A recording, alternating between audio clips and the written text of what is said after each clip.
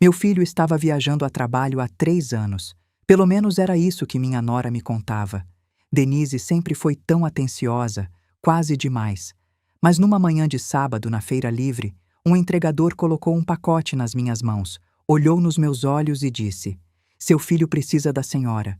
Assista sozinha." As mãos dele tremiam. A voz dele falhava. E antes que eu pudesse perguntar qualquer coisa, ele desapareceu na multidão como se estivesse fugindo de alguém.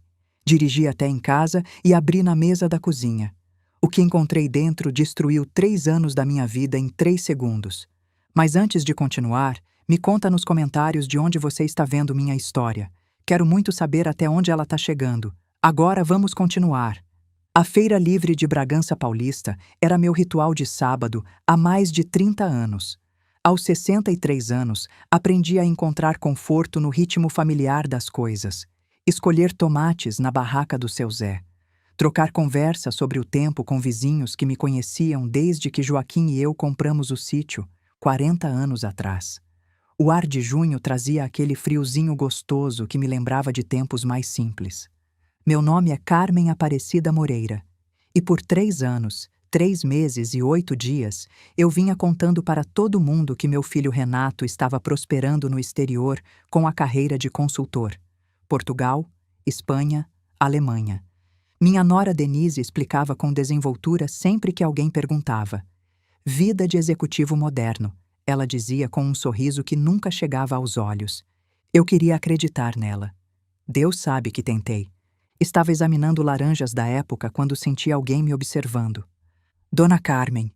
A voz pertencia a um homem na casa dos 30, vestindo uniforme de transportadora, o rosto pálido. As mãos dele tremiam quando estendeu um pacote embrulhado em papel pardo. A senhora é mãe do Renato Moreira. Sou sim. Larguei a sacola de compras. Te conheço de algum lugar? Não, senhora. Meu nome é Cláudio. Cláudio Ferreira. Ele olhou ao redor da feira lotada como um animal farejando perigo. Eu faço entregas para uma pessoa e vi seu filho, e eu... A voz dele baixou para quase um sussurro. Não posso mais guardar isso. A verdade importa, dona Carmen.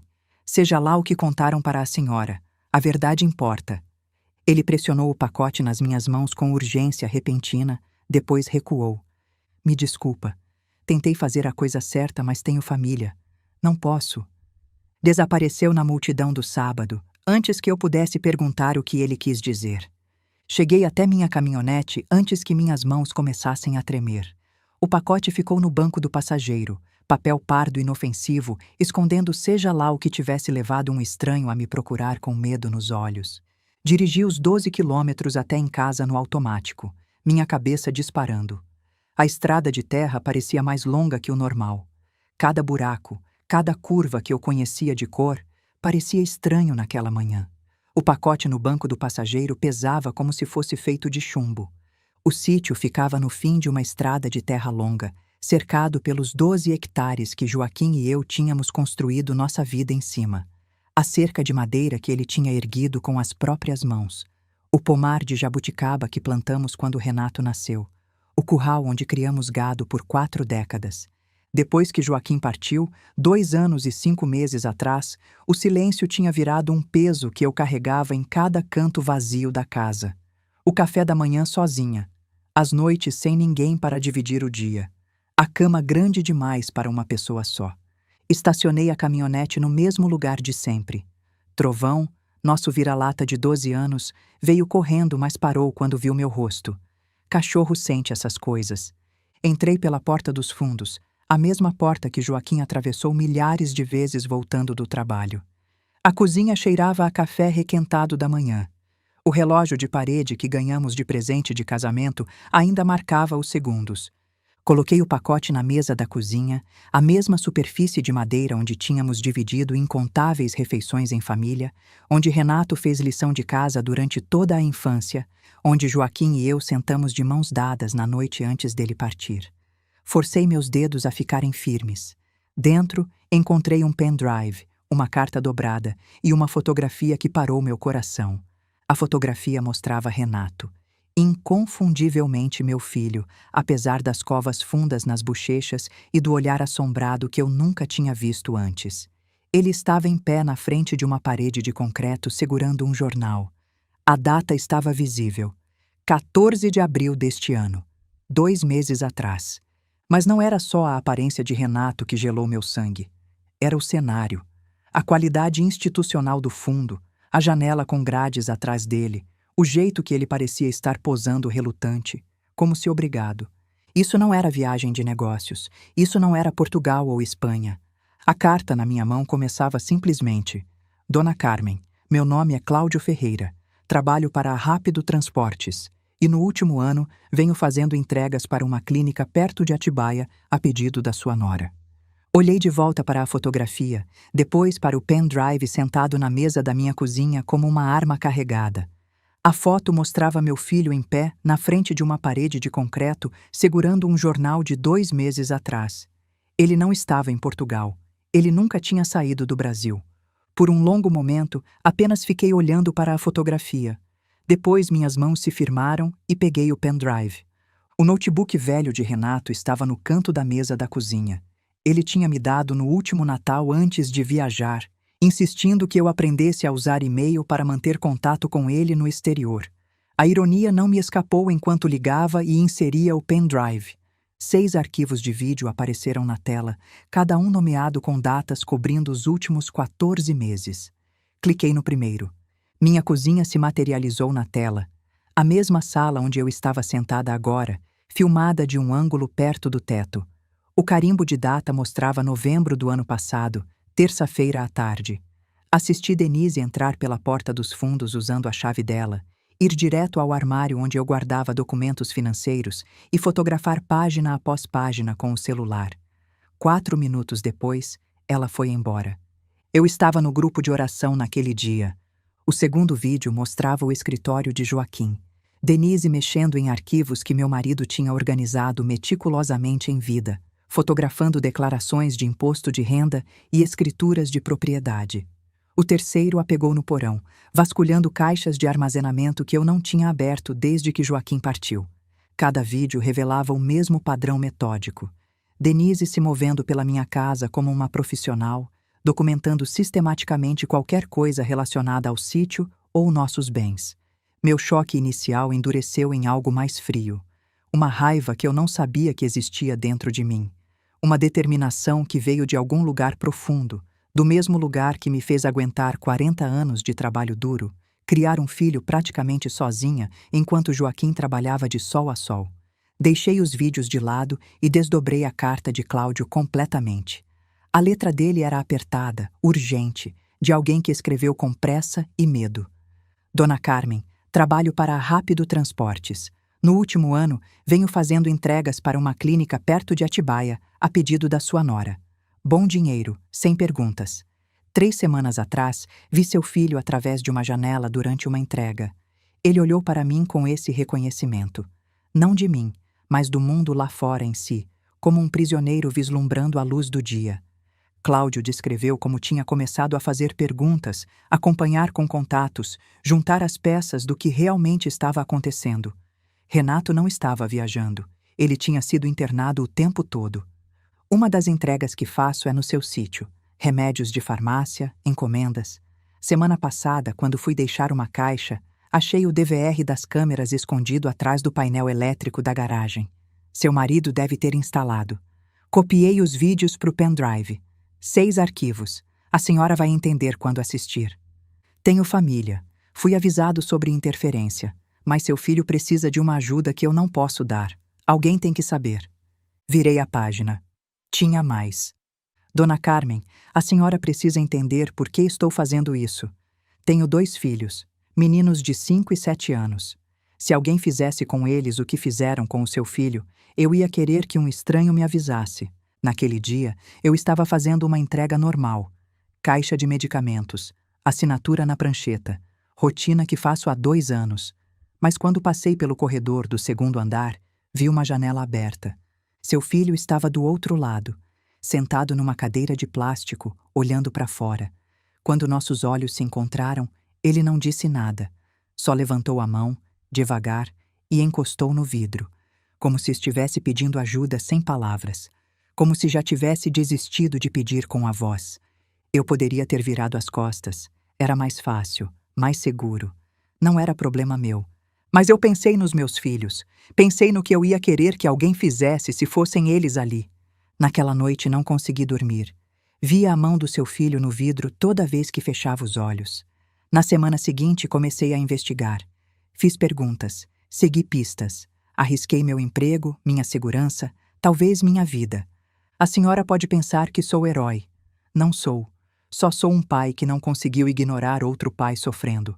Faça alguma coisa, dona Carmen. Não deixe seu filho apodrecer naquele lugar. A carta terminava aí, sem assinatura além do nome digitado. Minhas lágrimas pingaram no papel, borrando a tinta de algumas palavras. Um estranho, um entregador que eu nunca tinha visto na vida. Tinha arriscado tudo porque não conseguiu esquecer a mão do meu filho encostada num vidro. Abri o último arquivo no pendrive. Um relatório médico, clínico e preciso. Paciente: Renato Moreira. Estabelecimento: Instituto Renascer de Reabilitação, Rodovia Dom Pedro, quilômetro 47, Atibaia. Diagnóstico: transtorno psicótico persistente com ideação paranoide. Comprometimento cognitivo requerendo supervisão contínua. Curadora legal: Denise Castro Moreira. Restrições de visita: requer aprovação da curadora. A data de admissão me parou frio. 3 anos, 3 meses e 8 dias atrás. O mesmo dia em que Renato supostamente tinha partido para Portugal. Denise tinha assumido curatela legal enquanto eu vinha contando aos vizinhos que meu filho estava construindo sua carreira no exterior. Ela tinha trancado ele numa clínica a menos de 40 minutos do meu sítio, perto o suficiente para eu ter dirigido até lá qualquer sábado depois da feira. E por 3 anos, ela vinha sistematicamente vasculhando minha casa, fotografando documentos, procurando alguma coisa. Mas o quê? Sentei na cozinha escurecendo, o notebook brilhando diante de mim, e entendi a extensão do engano. Meu filho não estava no exterior. Ele tinha sido aprisionado, sua vida roubada, enquanto a esposa dele mantinha a mentira perfeita e caçava pela minha casa, atrás do que quer que fosse completar o plano dela. Amanhã eu veria Denise quando ela trouxesse as crianças. Amanhã eu teria que olhar nos olhos dela e fingir que não sabia de nada. Minhas mãos não tremiam mais. O medo tinha queimado, deixando apenas propósito frio e claro. Na manhã seguinte, meu celular vibrou. Denise. Sogra, a senhora pode ficar com a Valentina e o Lorenzo hoje? Surgiu um compromisso. Respondi com dedos firmes. Claro, fico feliz em ter eles aqui. Dentro de 1 hora, meus netos entraram correndo pela porta. Lorenzo, 6 anos, se lançou nas minhas pernas, agarrado ao caminhãozinho de madeira velho que tinha sido de Renato. Valentina ficou para trás, 8 anos e já perceptiva demais, estudando meu rosto com olhos escuros que ela tinha herdado do pai. Quem quer fazer biscoito? Levei eles para a cozinha onde eu tinha ensinado Renato a assar quando criança. Misturamos farinha e açúcar. Lorenzo tagarelava sem parar, mas Valentina ficou quieta, medindo ingredientes com precisão cuidadosa. Vó. A voz dela era mal acima de um sussurro. Quando o papai volta para casa? A colher de pau parou na minha mão. Pensei na fotografia, o rosto abatido de Renato, aqueles olhos assombrados. 3 anos roubados enquanto eu acreditava nas mentiras de Denise. Seu pai ama muito vocês, querida. Não importa onde ele esteja, isso nunca muda. A mamãe diz que ele está ocupado demais para ligar. O entusiasmo de Lorenzo diminuiu. O papai esqueceu da gente? Ajoelhei, puxando os dois para perto. Nunca. O pai de vocês nunca esqueceria vocês, eu prometo. Os olhos de Valentina procuraram os meus. Promete, vó? Prometo que vou descobrir o que está acontecendo com o pai de vocês. Depois do almoço, eles brincaram no quintal enquanto eu observava da varanda. Lorenzo corria pelo pasto alto com o caminhãozinho. Valentina sentou embaixo da jabuticabeira, desenhando no caderninho dela. Quando ela me mostrou depois, era a nossa família em bonecos de palito de mãos dadas. Mas aquele nomeado papai estava separado, dividido por uma linha escura atravessando a página. Meu coração se partiu olhando para aquele desenho. Uma criança de 8 anos não deveria saber desenhar solidão daquele jeito. Não deveria entender o que significa ter um pai que existe, mas não está presente. Não deveria carregar esse peso nos ombros pequenos. Tá lindo, meu amor. Minha voz saiu mais rouca do que eu queria. Você desenha muito bem. Vó, por que o papai não manda presente no meu aniversário? Valentina perguntou, ainda olhando para o desenho. A mamãe diz que ele manda, mas eu nunca vejo chegar. Ela diz que é porque vem de longe e demora. Engoli o nó na garganta. Às vezes as coisas demoram mesmo, querida. Mas tenho certeza que seu pai pensa em você todo dia. Lorenzo veio correndo, o caminhãozinho erguido como um troféu. Vó, o trovão quase pegou o caminhão, mas eu corri mais rápido. Correu mesmo, meu campeão. Baguncei o cabelo dele. Agora vamos lavar essas mãos para merendar. Na cozinha, enquanto cortava bolo de fubá, observei os dois. Lorenzo comia com a fome de quem correu a tarde toda, migalhas no queixo, feliz com as coisas simples. Valentina comia devagar, pensativa, os olhos sempre voltando para a janela, como se esperasse alguém aparecer na estrada de terra. 3 anos. 3 anos essas crianças cresceram sem o pai. 3 aniversários. 3 natais. 3 dias dos pais em que provavelmente fizeram cartões na escola para um homem que achavam estar do outro lado do oceano. E o tempo todo ele estava a 40 minutos dali, preso, sozinho, sem saber se os filhos ainda lembravam do rosto dele. Na hora de colocar as crianças para descansar um pouco antes da mãe chegar, Lorenzo me puxou pelo vestido. Vó, posso te contar um segredo? Claro, meu amor. Ele olhou para a porta do quarto, verificando se Valentina estava longe. Eu guardo o caminhãozinho do papai embaixo do travesseiro, toda noite. A mamãe não sabe. Por que você guarda? Os olhos dele, tão parecidos com os de Renato, ficaram sérios. Porque assim o papai não esquece de voltar.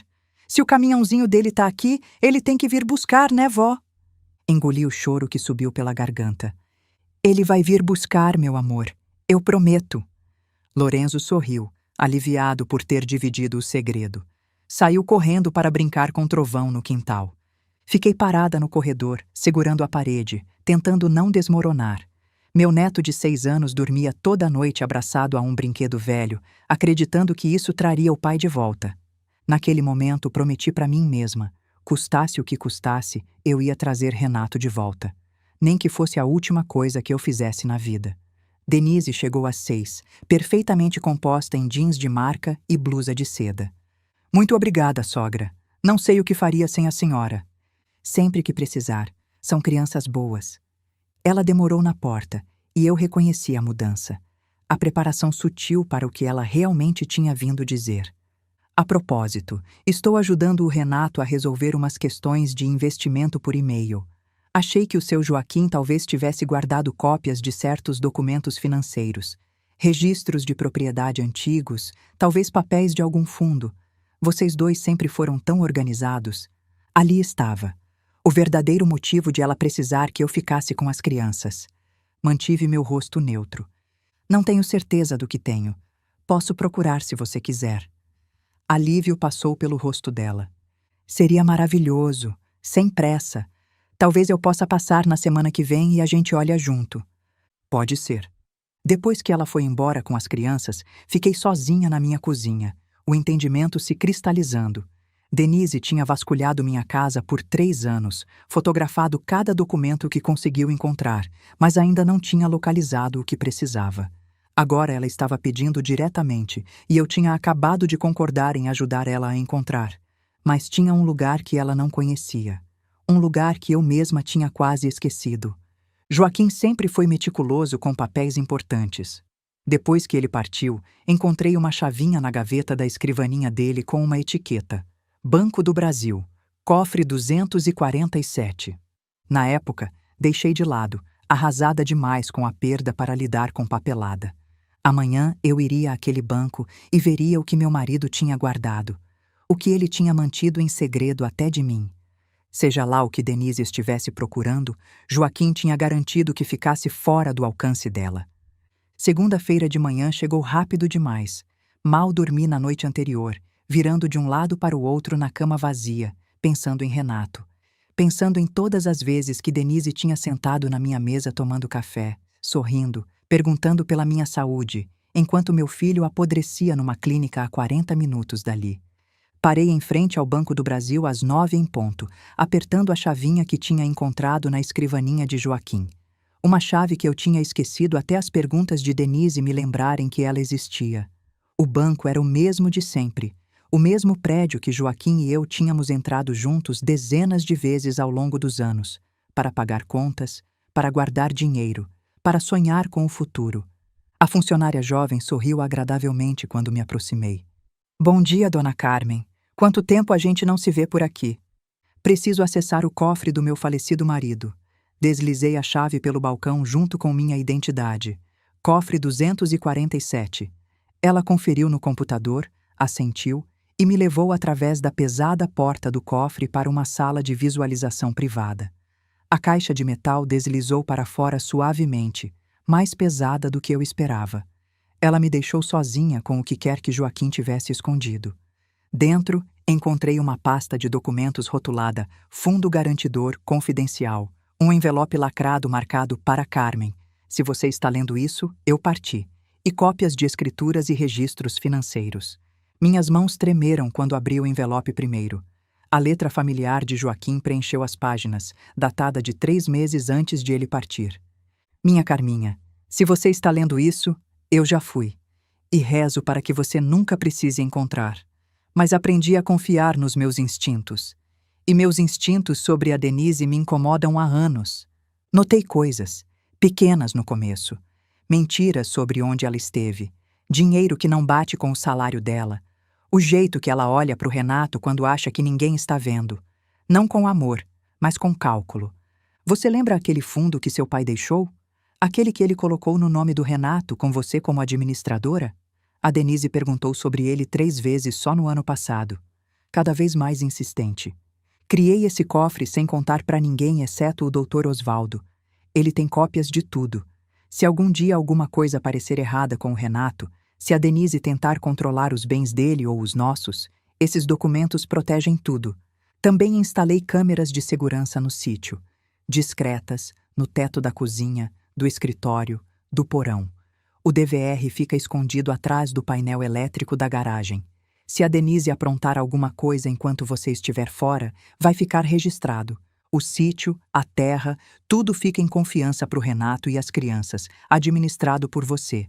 Ela não recebe nada. Lute pelo nosso filho, Carminha. Não confie nas respostas óbvias. Você é mais forte do que sabe. Com todo o meu amor, seu Joaquim. Sentei naquela pequena sala do banco, a carta de Joaquim nas mãos, e senti algo se abrir dentro do meu peito. Meu marido sabia.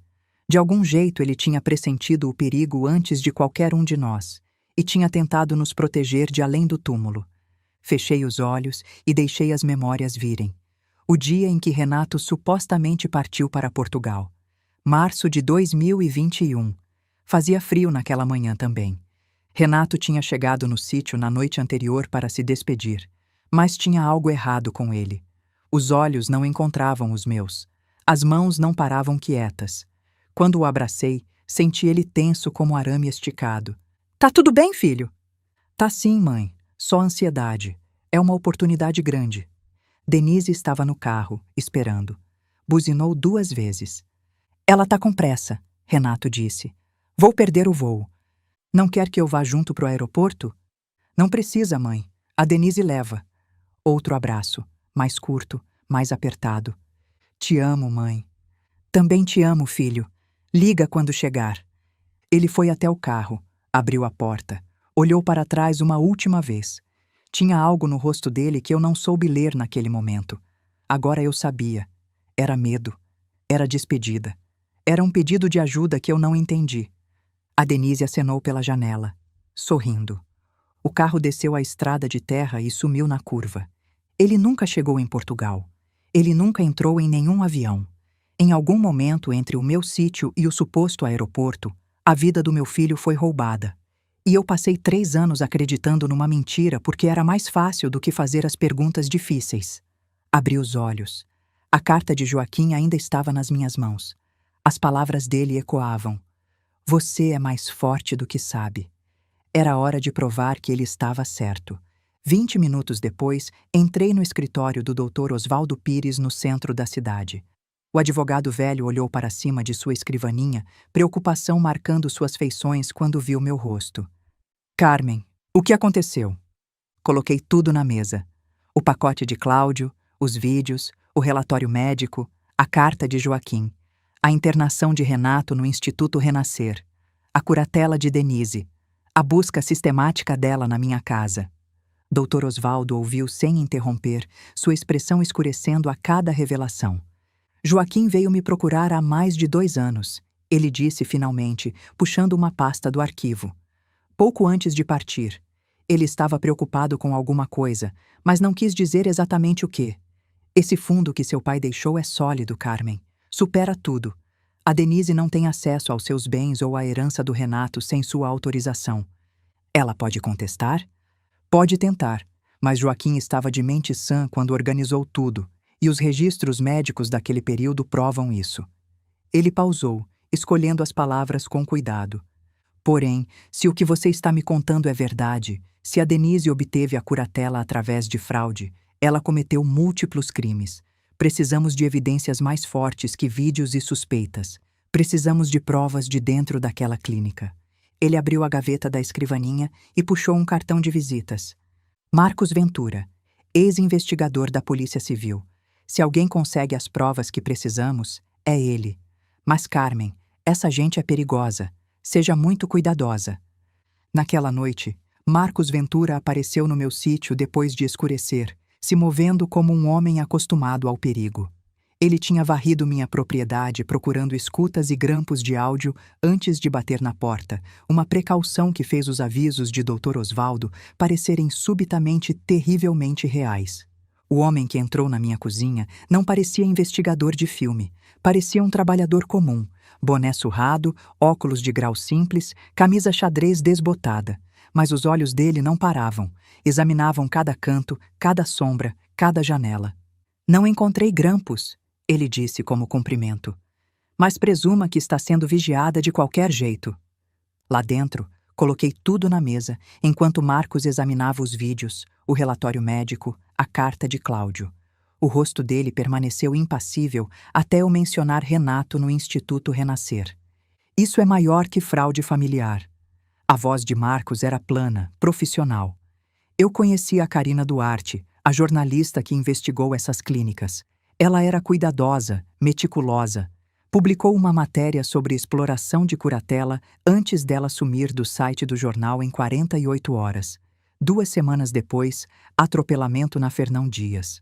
Motorista nunca foi encontrado. Ele encontrou meus olhos. Se eles mataram uma repórter por fazer perguntas, não vão hesitar com uma sitiante fazendo a mesma coisa. A palavra assentou como gelo na minha barriga. Marcos delineou o que chamou de segurança operacional. Só dinheiro para qualquer coisa relacionada à investigação. Nada de discussões por telefone sobre o caso. Explicações inocentes para qualquer atividade incomum. Não confie em ninguém. Vou começar pelo Instituto Renascer. Me passar por parente procurando vaga para internar alguém da família. Entrar lá dentro. Avaliar a situação. Mas isso leva tempo, e se eles estão te vigiando, precisamos ser espertos em cada movimento. Depois que ele foi embora, sentei no escuro da minha cozinha, entendendo pela primeira vez que eu não estava apenas lutando contra a Denise. Eu estava lutando contra algo muito maior, muito mais impiedoso. Na manhã seguinte, meu celular vibrou. Número desconhecido. Pare de fazer perguntas sobre Renato Moreira. Este é seu único aviso. Li a mensagem 3 vezes. Minhas mãos tremeram, mas não de medo, de raiva. Quem eles pensavam que eram para me ameaçar? Eu tinha criado um filho, enterrado um marido, tocado um sítio sozinha por 2 anos. Tinha enfrentado seca, praga, dívida e perda. Uma mensagem no celular não ia me parar. Encaminhei para Marcos sem responder. 10 minutos depois, ouvi um carro na estrada de terra. Parou na curva antes do sítio. Motor ligado. Ninguém desceu. Fiquei parada na janela da cozinha, coração disparado, olhando para a poeira que subia na luz da manhã. Trovão rosnou baixo do meu lado. Depois de 5 minutos, o carro foi embora. Marcos ligou logo depois. Bom sinal e mau sinal, ele disse. Bom porque significa que estão nervosos. Mal porque agora sabemos que estão monitorando você. Tem um carro. Parou na curva e ficou lá. Eu sei. Vi quando saí. Placa clonada. Eles querem que você saiba que estão de olho. O que eu faço? Nada diferente. Continue a rotina. Vá à feira, à missa, visite as vizinhas. Qualquer mudança de comportamento levanta suspeita.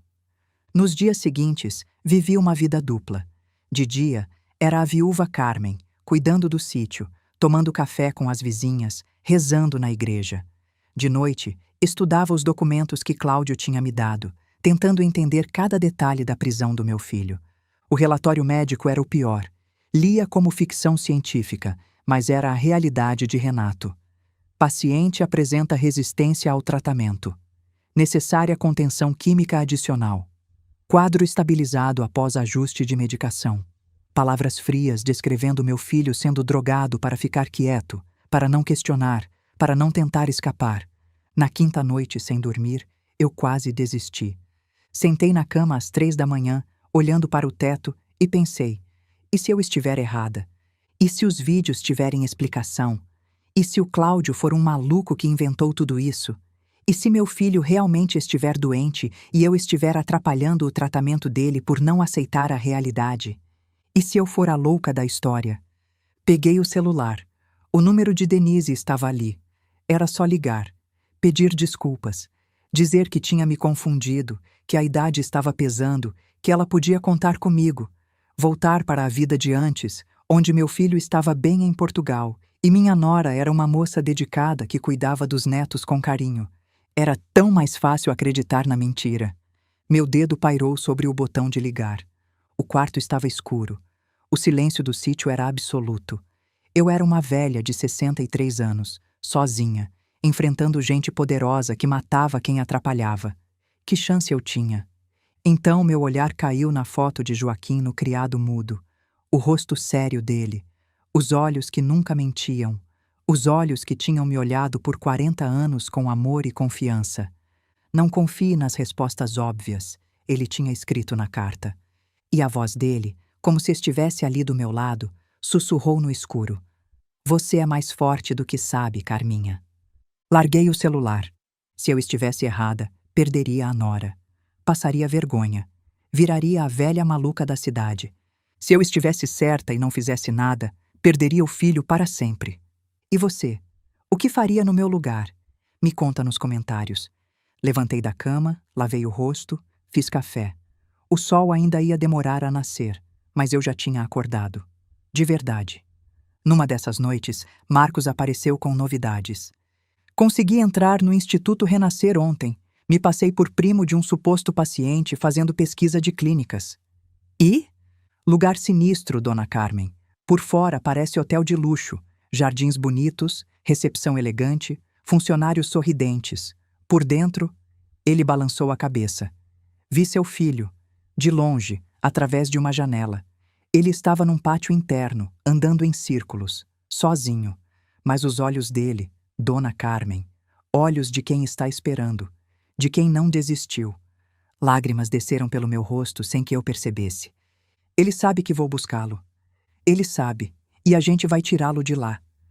Naquela tarde, Denise apareceu sem avisar, perfeitamente composta em blazer de alfaiataria. Estava passando pela região. Trouxe uns formulários, só autorização de prontuário médico para coordenação de plano de saúde. Podia assinar aqui? Peguei os papéis, mas não abri. Vou pedir para o Dr. Osvaldo dar uma olhada antes. Ele cuida de toda a minha papelada desde que o Joaquim partiu. O sorriso dela enrijeceu. Seu advogado, sogra? É só burocracia padrão. Não assino nada sem revisão jurídica. É só bom senso. Algo passou pelo rosto dela.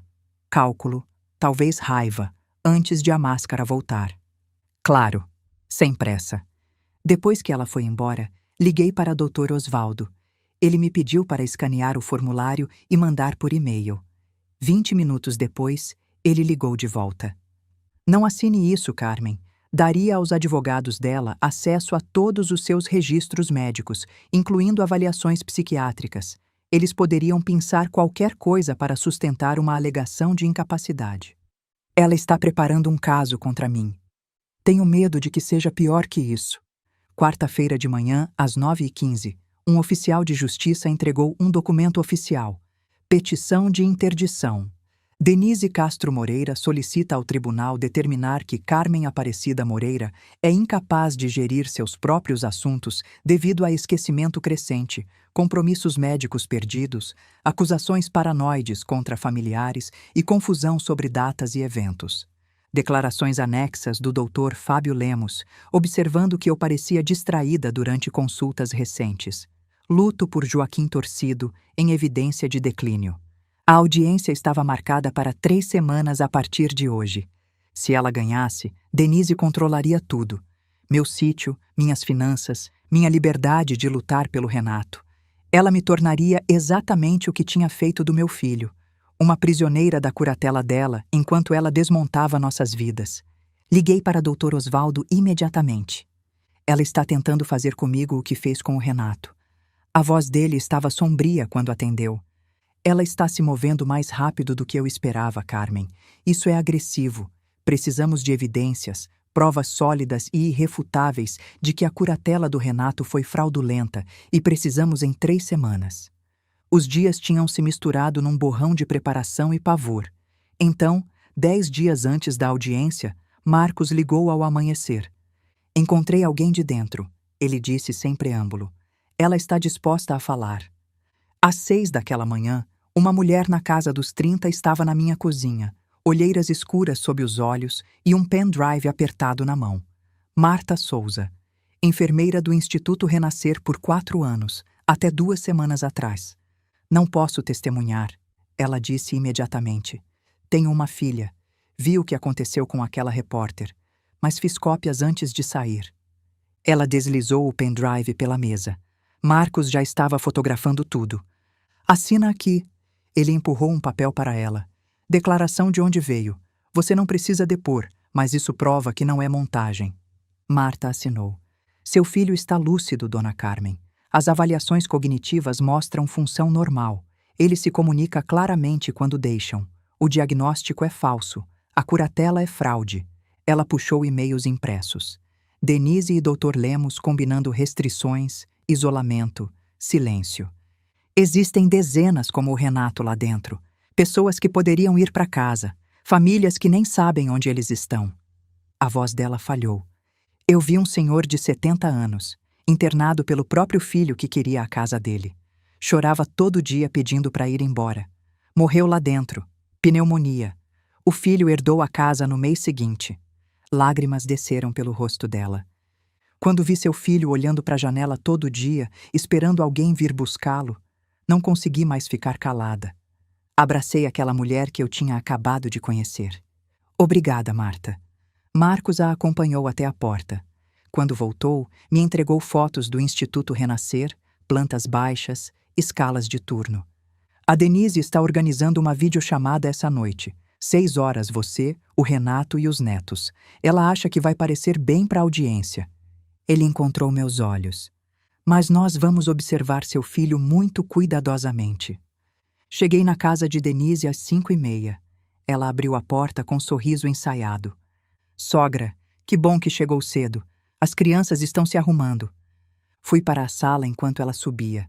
A casa era bonita demais para uma mulher que dizia lutar para pagar as contas. Sofá de couro, televisão enorme, cortinas que pareciam custar mais que meu guarda-roupa inteiro. Do andar de cima, ouvi vozes. Denise e as crianças. Fui até o pé da escada, fingindo admirar um quadro na parede. As vozes ficaram mais claras.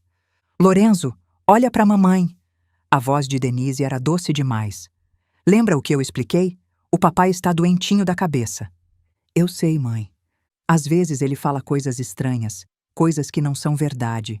Se ele disser que quer sair de lá, ou que está preso, ou que quer voltar para casa, você não pode acreditar. É a doença dele que faz ele imaginar essas coisas. Entendeu? Entendi. E você, Valentina? Silêncio. Valentina, eu estou falando com você. Entendi, mãe. A voz da minha neta era fria, distante. A voz de quem aprendeu a dizer o que os adultos querem ouvir. Ótimo. Agora vamos descer. A vovó já chegou. Voltei para a sala rapidamente, sentei no sofá, fingi estar olhando o celular. Denise desceu com as crianças. Lorenzo vinha arrumado, cabelo penteado com gel, camisa social. Valentina usava vestido florido, mas os olhos dela encontraram os meus por um segundo. Eu vi a dúvida ali. O conflito. A menina de 8 anos que não estava mais engolindo as mentiras da mãe. Naquela noite, a sala de estar de Denise parecia um palco. Tudo arrumado demais, limpo demais, perfeito demais. Flores frescas na mesa de centro, quadros alinhados na parede, o cheiro artificial de ambientador de ambiente tentando criar uma ilusão de lar feliz. Valentina e Lorenzo sentaram ao meu lado no sofá, esfregados e nervosos. Lorenzo balançava as pernas sem parar. Valentina mordia o lábio inferior, um hábito que tinha desde bebê.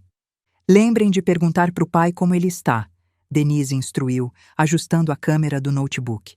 E contem das notas na escola. Ele gosta de saber dessas coisas. Como ela saberia do que Renato gostava? Ela mal falava com ele além do necessário para manter a farsa. A tela piscou, e então Renato apareceu.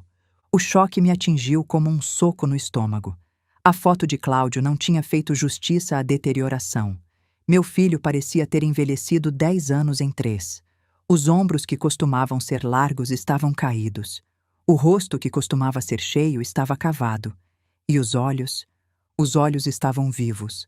Desesperadamente, ferozmente vivos. "Oi, pai!" Lorenzo gritou, quebrando o silêncio. "Oi, meu campeão!" A voz de Renato estava rouca, mas firme.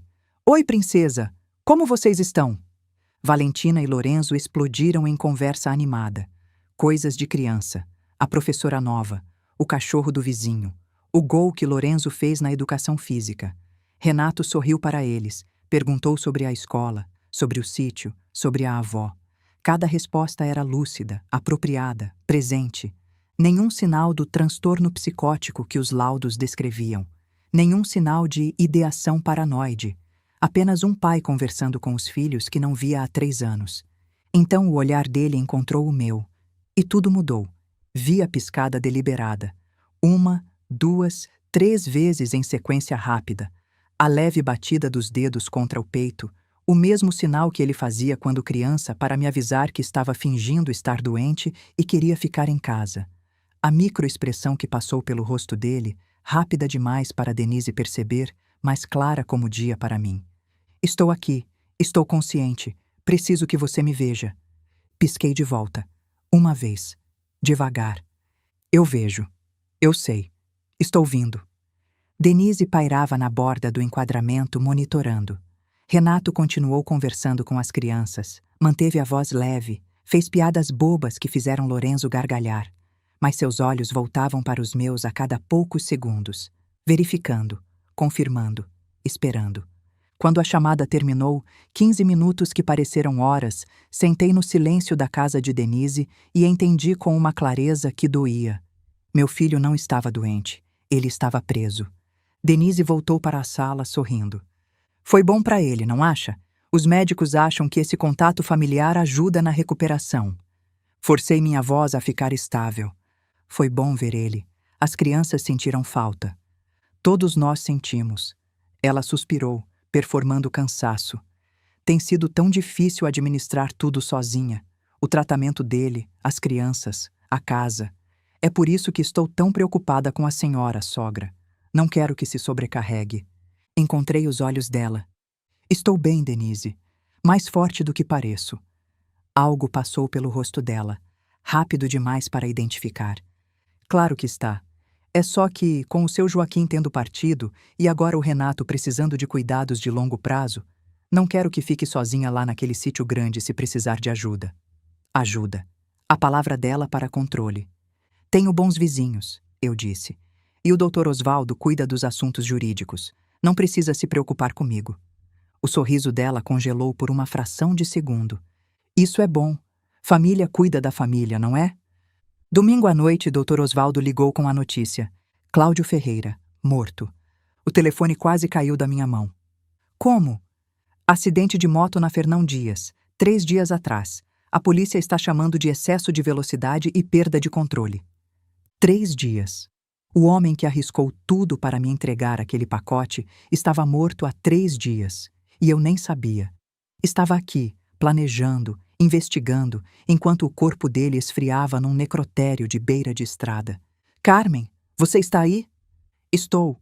Minha voz saiu como de outra pessoa. Não foi acidente. Eu sei. Silêncio na linha. O peso de tudo o que não precisava ser dito. Ele tinha família, Dr. Osvaldo, esposa, 2 filhos pequenos. Eu sei, Carmen. Ele morreu porque quis fazer a coisa certa, porque olhou nos olhos do meu filho e não conseguiu ficar calado. A audiência é em 9 dias. A voz de Dr. Osvaldo estava pesada, cansada. Temos nossas evidências, Carmen, mas também sabemos o que eles fazem com pessoas que falam a verdade. Desliguei e fiquei olhando para o nada por muito tempo.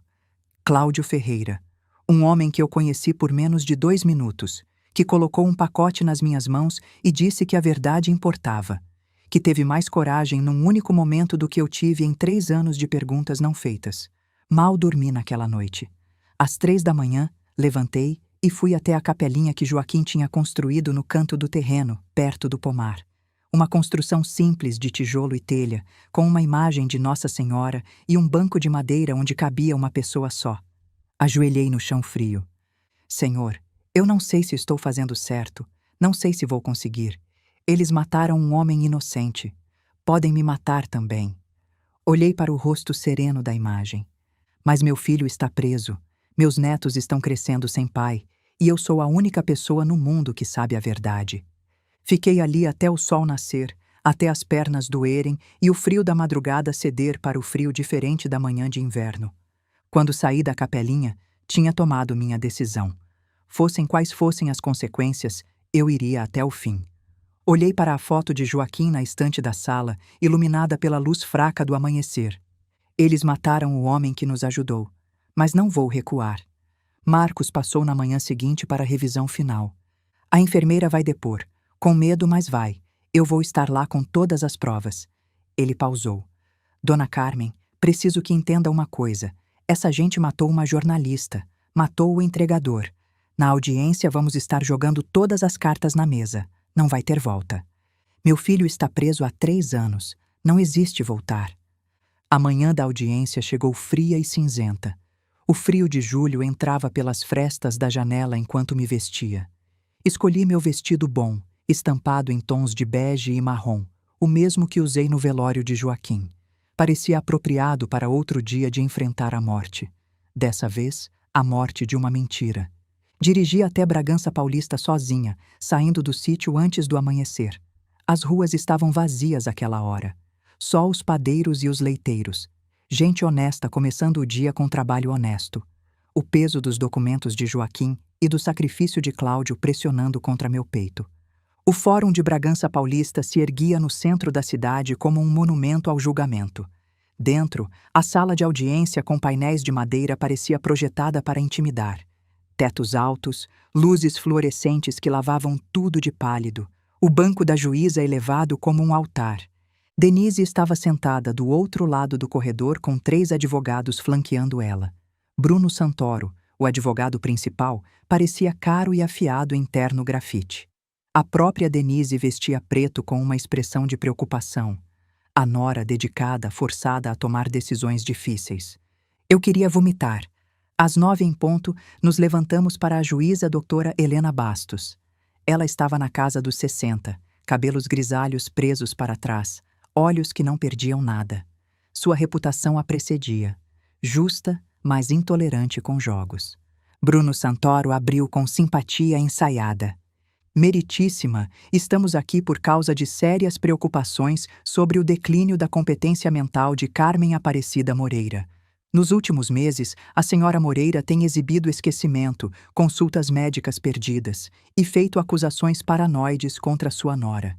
Ela alega que seu filho, que recebe cuidados necessários por lesão cerebral traumática, está sendo mantido em cativeiro. Ela alega que sua dedicada nora arrombou sua casa.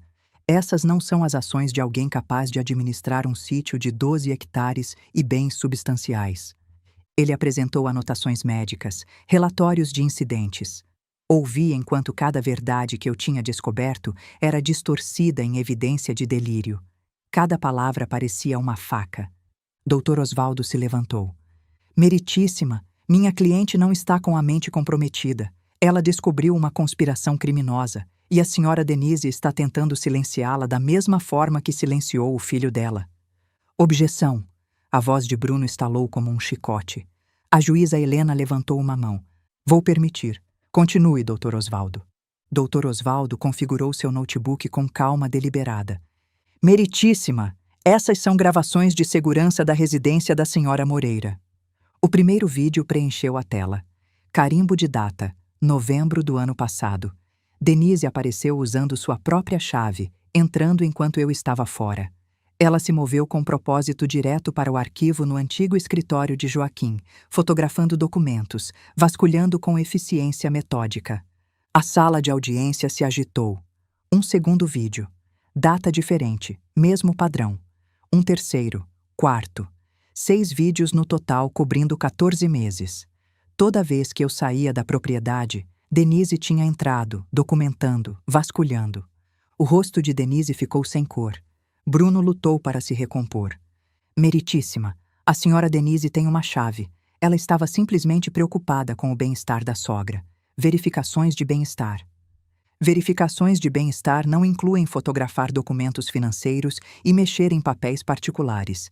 Dr. Osvaldo cortou. Isso foi intrusão calculada para localizar algo específico. Ele se virou para a juíza. Meritíssima, a verdade é que Renato Moreira não está incapacitado. A curatela dele foi obtida através de fraude. Temos evidência médica de funcionários da clínica de que ele está totalmente lúcido e vem tentando contatar sua família há meses. Solicitamos que Renato Moreira seja trazido perante este tribunal para avaliação psiquiátrica independente. Bruno explodiu. Objeção. Isso é inadequado, fora do escopo. Renato Moreira está gravemente comprometido. Transportá-lo causaria trauma psicológico. O martelo da juíza Helena desceu uma vez. Doutor Santoro, se o senhor Moreira está tão comprometido quanto alegam, uma avaliação vai confirmar isso. Se não está, temos sérias questões sobre essa curatela. Ela olhou para o oficial de justiça. Diante da gravidade das alegações e do risco de que um cidadão esteja sendo mantido em cárcere privado, estou ordenando que Renato Moreira seja trazido a este tribunal imediatamente para avaliação por psiquiatra nomeado pelo tribunal. Voltaremos às 14 horas. O martelo bateu, madeira contra madeira. A compostura de Denise rachou por apenas um momento, enquanto ela se inclinava para seus advogados, sussurrando urgentemente. Em 2 horas, meu filho atravessaria aquela porta do tribunal e a verdade finalmente viria à luz. Durante o intervalo, fiquei no corredor, mãos tremendo.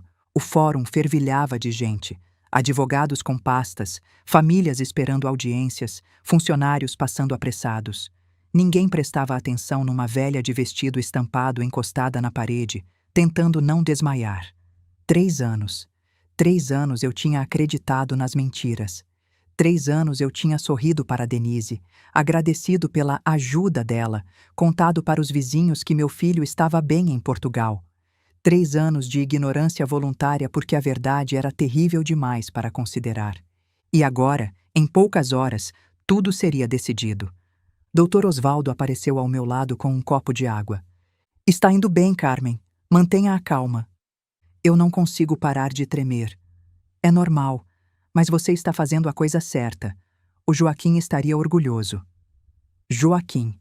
Meu marido que desconfiou antes de todos, que guardou documentos num cofre de banco porque sabia que um dia seriam necessários, que morreu sem saber que estava certo, mas deixou as ferramentas para eu descobrir a verdade. Eu devia ter escutado ele, Dr. Osvaldo, quando ele dizia que tinha algo errado com a Denise. Eu devia ter prestado atenção. Você está escutando agora. É o que importa. Denise passou por nós no corredor. Estava falando baixo com o advogado dela, gesticulando, claramente agitada. Quando nos viu, parou.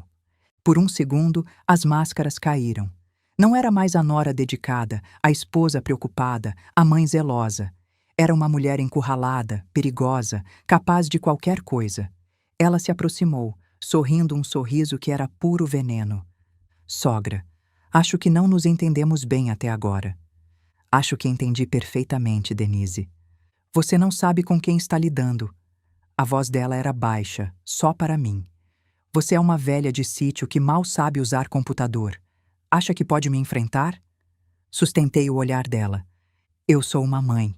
E você roubou 3 anos da vida do meu filho. Pode apostar que posso te enfrentar. O sorriso dela vacilou. Você vai se arrepender disso. Eu garanto. Marcos apareceu ao meu lado, casual. Algum problema aqui, senhora Denise? Ela virou para ele, irritada.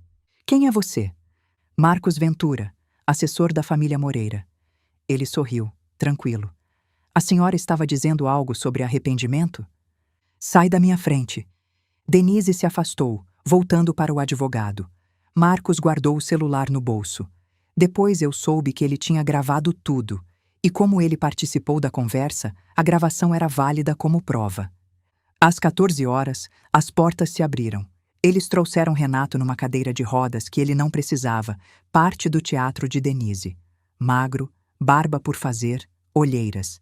Mas os olhos estavam vivos, lúcidos, me reconheceram imediatamente. Quase corri até ele. Dr. Osvaldo segurou meu braço. Ainda não. A doutora Mônica Reis, perita do tribunal, se aproximou. Examinou Renato numa sala reservada por 40 minutos. A espera foi agonia. Quando ela voltou ao tribunal, o rosto dela era profissional, neutro, mas vi algo nos olhos dela enquanto ela tomou seu lugar. Meritíssima, conduzia a avaliação completa de Renato Moreira. O paciente está lúcido, orientado no tempo e espaço, sem sinais de psicose ou comprometimento cognitivo significativo. Não encontrei base para o diagnóstico registrado de incapacidade. Em minha opinião profissional, não há justificativa médica para a curatela. Burburinho no tribunal. O rosto de Denise. Pânico visível. Senhor Renato, a juíza Helena disse, o senhor pode nos contar o que aconteceu? Meu filho se endireitou na cadeira de rodas que não precisava. Sua voz veio rouca de desuso, mas firme. Meritíssima, há 3 anos e 3 meses, minha esposa e eu discutimos sobre dinheiro. Ele contou sobre o fundo de investimento. Como Denise queria acesso total, queria sacar tudo para negócio próprio. Como ele recusou porque o fundo tinha cláusulas, precisava de autorização da mãe dele. Ela ficou furiosa. Estávamos no topo da escada do sobrado onde morávamos. Ela me empurrou. Silêncio no tribunal. Acordei no hospital com traumatismo craniano, confuso com a cirurgia, com os medicamentos.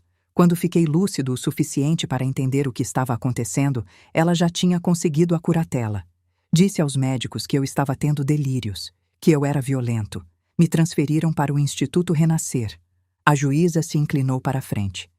Pode nos descrever como foi sua experiência nessa instituição? Renato fechou os olhos por um momento. Quando abriu, eram os olhos de alguém que tinha visitado o inferno e voltado. No primeiro mês eu gritei. Gritei que não era louco. Gritei que queria falar com minha mãe. Gritei até minha voz sumir. Cada vez que eu gritava, eles aumentavam a medicação. Acordava sem saber que dia era. Sem saber se tinha dormido 1 hora ou 1 semana. O teto branco era a única coisa que eu via. O cheiro de desinfetante era a única coisa que eu sentia. Ele engoliu em seco. No segundo mês, parei de gritar. Entendi que gritar era o que eles esperavam. Comecei a ser o paciente perfeito, calado, obediente. Tomava os remédios sem reclamar. Ia para as sessões de terapia onde o Dr. Lemos me perguntava se eu ainda achava que não era doente. Sua voz ficou amarga. Não, doutor, eu dizia. Acho que preciso de ajuda. Ele sorria e anotava progresso no prontuário. Mas eu estava mentindo. Mentindo para sobreviver. E como o senhor manteve esperança durante esse tempo? A juíza perguntou. Renato olhou para mim, direto nos meus olhos. De noite, quando ninguém estava olhando, eu riscava uma marca na parede atrás da cama. Uma marca para cada dia. 1.194 marcas, meritíssima. Eu contei cada uma. Lágrimas desceram pelo meu rosto. 1.194 dias.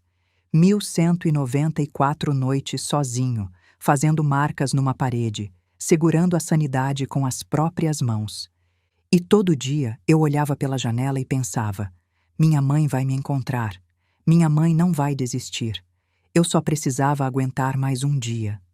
A voz dele falhou. E aguentei. 1095 vezes eu aguentei mais um dia, porque conhecia minha mãe e sabia que ela viria. Ele olhou para mim de novo.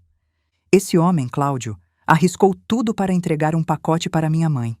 E agora estou aqui, porque eu estava certo. Ela veio.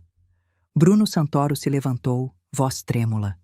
Meritíssima, isso é memória falsa clássica de trauma cerebral. O paciente está confabulando. Meritíssima. Marcos Ventura levantou a mão do fundo do tribunal. Tenho mais uma prova. A juíza assentiu. Marcos se aproximou com um celular.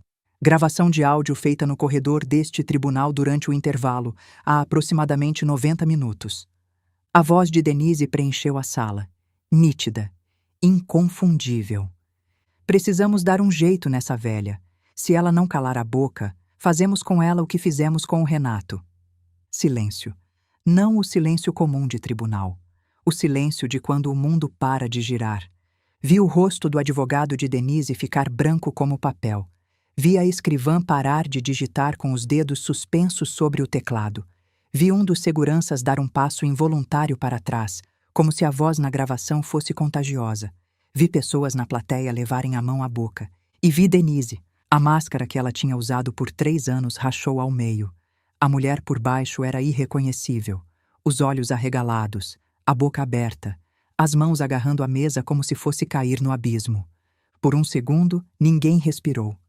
Isso é... Denise se levantou de um salto. Isso é montagem. Ela forjou isso. É mentira. Sente-se, senhora Denise. A voz da juíza cortou o ar. Denise não ouviu. Ou não quis ouvir. Apontou para mim com o dedo tremendo. Essa velha manipulou tudo. Ela quer ficar com meus filhos, com o dinheiro. Ela sempre me odiou desde o primeiro dia. Sente-se. Vocês não podem acreditar nela. Eu sou a vítima aqui. Eu cuidei daquela família por 10 anos enquanto aquela sogra. A voz dela subiu para um grito. Ela que devia estar internada, não eu. A juíza fez sinal para os seguranças. Retirem a senhora Denise da sala. Denise se debateu quando eles se aproximaram. Chutou, arranhou, mordeu.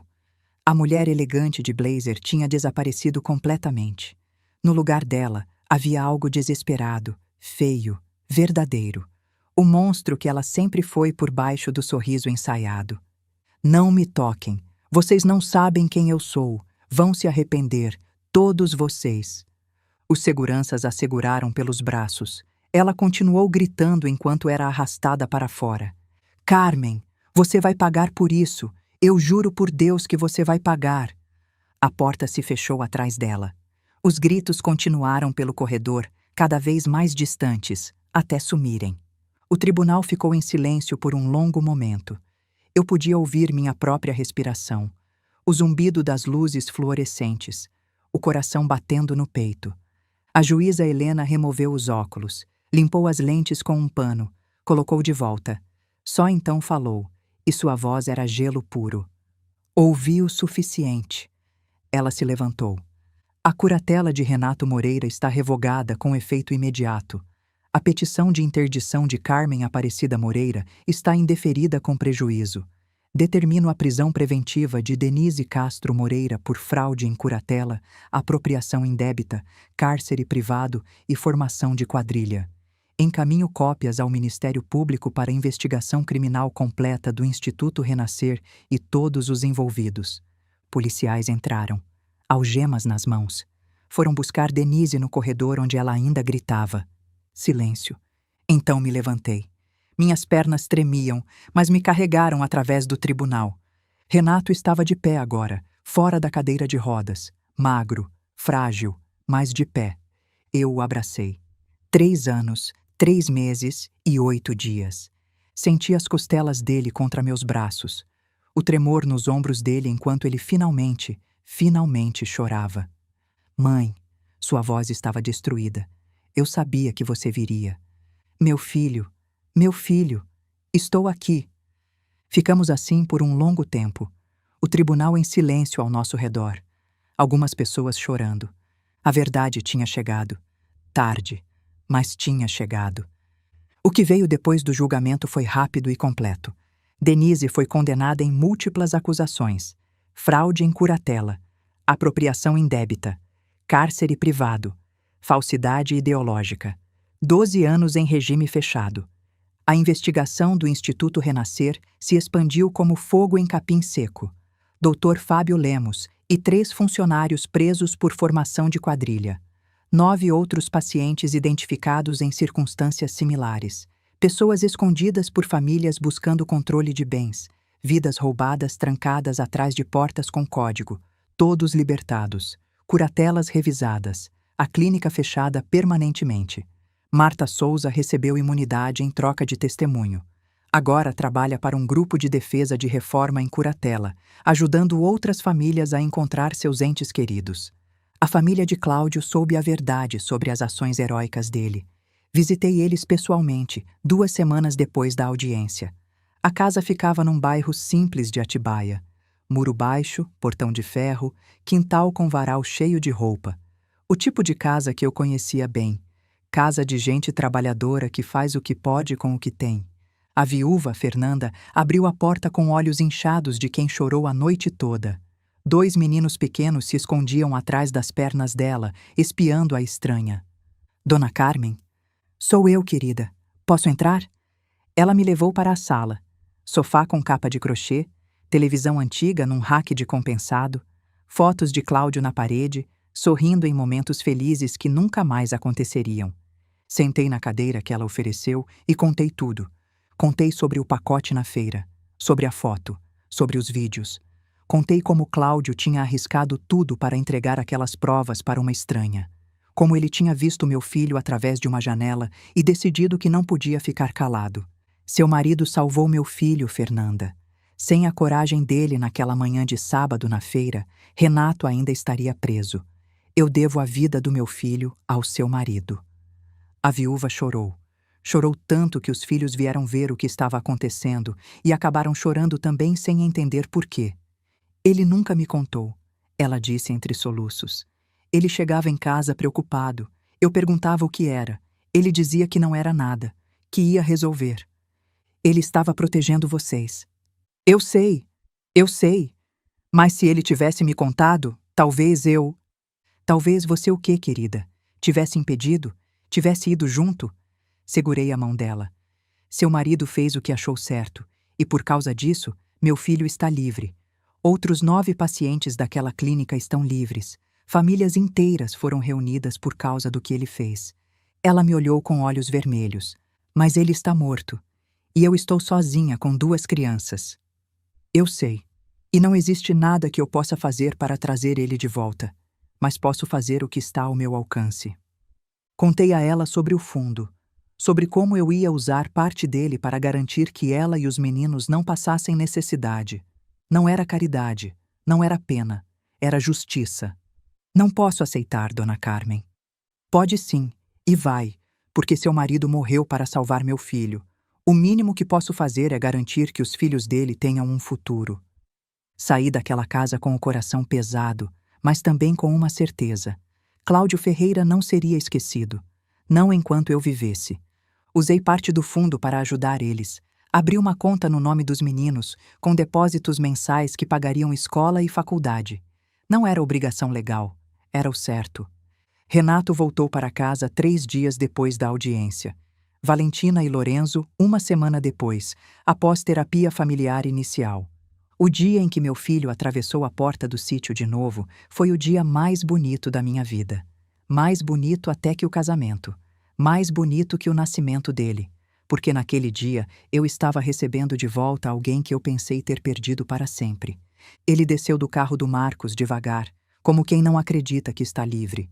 Olhou para a casa, para o pomar, para o curral onde tinha brincado quando menino.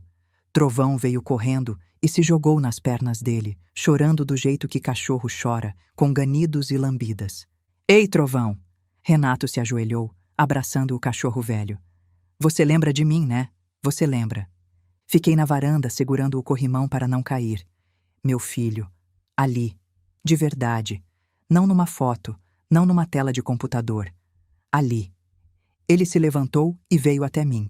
Os passos incertos de quem passou 3 anos sem caminhar em terreno irregular. Subiu os degraus da varanda um de cada vez. Mãe, filho, Abraço, longo, silencioso, daqueles que não precisam de palavras porque as palavras não dariam conta. A transição foi difícil para as crianças. A mãe na prisão, o pai, alguém que mal lembravam. A primeira noite, Valentina me ajudou a arrumar a mesa do jantar. Vó, ele é mesmo meu pai? É sim, meu amor. Ele ficou muito tempo longe, mas agora voltou. A mamãe disse que ele estava doente, que a cabeça dele não funcionava direito. Respirei fundo. Sua mãe contou muitas coisas que não eram verdade, Valentina. Seu pai sempre foi são. Ela pensou por um momento. Então a mamãe é a vilã da história? Sua mãe fez escolhas muito erradas, querida, e vai ter que responder por elas, mas ela ainda é sua mãe, e você pode sentir o que precisar sentir sobre isso. Valentina assentiu, séria demais para a idade.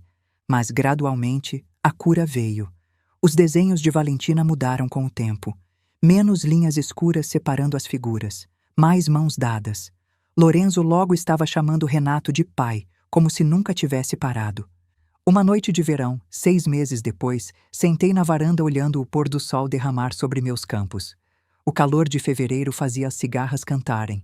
Renato sentou ao meu lado, Lorenzo no colo dele, Valentina encostada na minha cadeira. Vagalumes começaram sua dança. Mãe, a voz de Renato estava quieta. Nunca agradeci direito, por não desistir, por acreditar quando você nem podia falar comigo. Apertei o ombro do meu filho. Você é meu filho. Desistir nunca foi opção. Dentro de casa, a foto de Joaquim estava na estante ao lado da carta emoldurada dele. Palavras que eu tinha memorizado. Lute pelo nosso filho. Você é mais forte do que sabe. Eu tinha lutado, não através de violência ou riqueza ou poder, mas me recusando a aceitar mentiras confortáveis, confiando no instinto, dando um passo de cada vez quando tudo parecia impossível. A verdade tinha vencido, a justiça tinha chegado, não barulhenta, não celebrada em jornais, mas aqui, na risada do meu filho, na cura dos meus netos, no sítio recuperado daqueles que tinham tentado roubá-lo. Vó, conta uma história, Valentina pediu. Sorri. Era uma vez uma família que quase foi destruída por uma mentira. Um dia eles saberiam todos os detalhes. Essa noite precisavam de esperança. Mas o amor foi mais forte que qualquer mentira. As estrelas apareceram, vagalumes brilharam, família reunida. Isso era vitória. Isso era tudo. Olhando para trás nessa história verdadeira, vejo uma mulher que quase perdeu tudo porque escolhi conforto em vez de verdade. Não seja como eu fui. Não ignore os sinais de alerta quando alguém que você confia começa a controlar a narrativa. Não espere 3 anos para fazer as perguntas difíceis. Deus nos deu instintos por uma razão. Aquele mal-estar que eu senti vendo o sorriso de Denise nunca chegar aos olhos. A estranheza das viagens repentinas de Renato. Eu ignorei esses presentes que foram plantados no meu espírito porque confrontá-los parecia difícil demais. Isso quase me custou meu filho. O que essa história me ensinou é isto. O mal prospera quando pessoas boas escolhem conveniência em vez de coragem. Quando aquele pacote chegou na feira de sábado, era uma chance de lutar. Eu poderia ter descartado, chamado de engano, voltado para minha mentira confortável. Em vez disso, escolhi o caminho mais difícil e encontrei minha família do outro lado. Essa história não é única. Agora mesmo, em algum lugar do Brasil, outra família está sendo dilacerada por fraude em curatela, exploração financeira, alguém usando o sistema legal como arma. Eu sei porque, depois que minha história foi contada, recebi dezenas de mensagens. Filhas procurando mães, irmãos procurando irmãs, pais procurando filhos, todos com histórias parecidas, todos se sentindo sozinhos, loucos, paranoicos por desconfiar. Vocês não estão loucos. Se algo parece errado, provavelmente está errado. Para uma dessas pessoas que me escreveu, consegui ajudar. Dr. Osvaldo pegou o caso de graça. Marcos investigou. Encontramos uma senhora de 80 anos internada pelo próprio genro, que queria o apartamento dela. Ela está em casa agora, cercada pelos netos que nem sabiam onde a avó estava. Para outras, não consegui ajudar. Os casos eram antigos demais, as provas tinham desaparecido, os responsáveis tinham fugido. Mas pelo menos essas famílias sabem a verdade agora. Sabem que não estavam imaginando coisas. Sabem que o sistema falhou com eles. Essas histórias precisam ser contadas, ouvidas e compartilhadas porque carregam lições que podem salvar a vida de alguém. Se você está passando por algo parecido, não fique calado. Procure um advogado. Faça perguntas. Não aceite respostas que não fazem sentido. Não deixe o medo te paralisar. Sua coragem de falar pode ser a diferença entre uma família destruída e uma família reunida. Você foi colocada na sua família com um propósito. Não deixe o medo te silenciar quando algo parece errado. Eu era só uma sitiante viúva de 63 anos que não sabia usar computador direito. Se eu consegui enfrentar esse sistema, você também consegue. Se essa história te tocou, por favor, deixe um comentário abaixo compartilhando seus pensamentos. Inscreva-se no canal e aperte o sininho para nunca perder outra narrativa poderosa. Compartilhe esse vídeo com alguém que precisa ouvir isso hoje. Sua voz importa. Sua história importa. Juntos, lutamos pela verdade. E lembre, o amor de mãe é a força mais poderosa que existe. Ele move montanhas, derruba muros e traz filhos perdidos de volta para casa. Eu sou Carmen Aparecida Moreira. Tenho 63 anos. Sou viúva, sitiante e até pouco tempo atrás não sabia nem ligar um computador direito. E eu trouxe meu filho de volta do inferno. Se eu consegui, você também consegue. Fim.